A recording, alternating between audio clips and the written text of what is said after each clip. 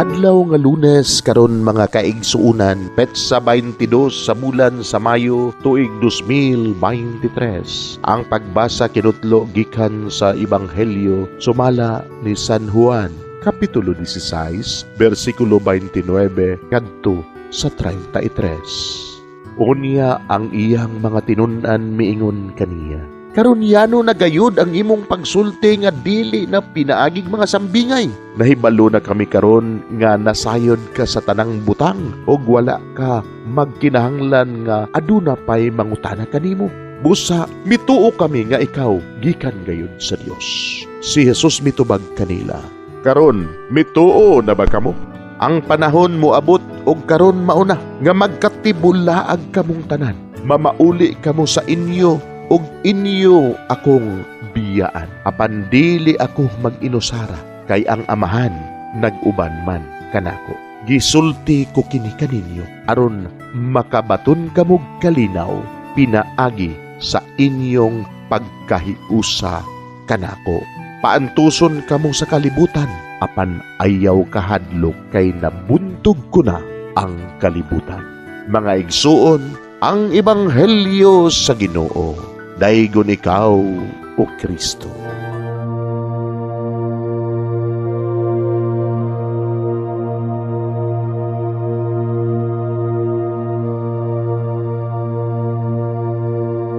Pagampo sa dili pa magsugod sa trabaho.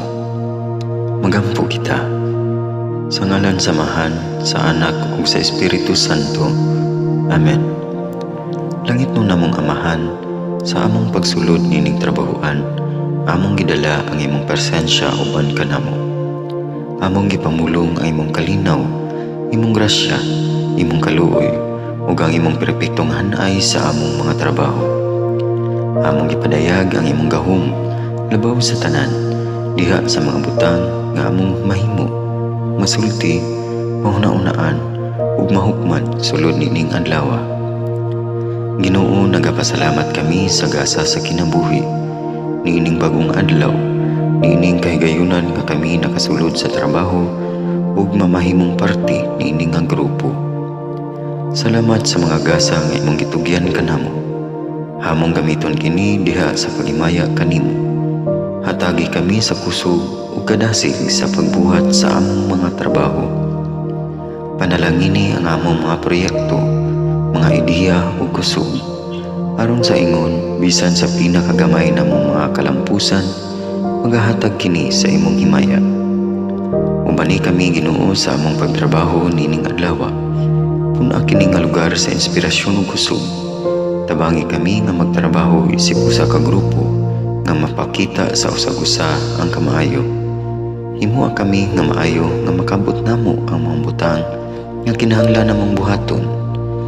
Himuha kini nga lugar nga puno sa kalipay ug panagihigalaay. Ug kamugaway ug kalinaw ang mapatigbabaw niining dapita. Ginoo, kung kami ana sa kalibog, giyahi kami.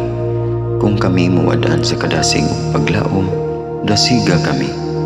Himua nga ang trabaho nga among gihimo ug ang paagi sa among paghimo niini makahatag unta kini ug hugot nga pagtuo, kalipay ug pahiyom sa tanan nga among mahimamat karong adlaw.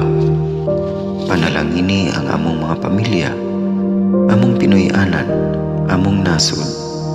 Himua nga magmatidud-anon kami sa pagtagad ug pag-amuma sa kalikupan ug sa tanang may kinabuhi, diha sa pagbuhat kanamo sa pagkabuot sa imong pangandoy alang sa hustisya ug kagawasan.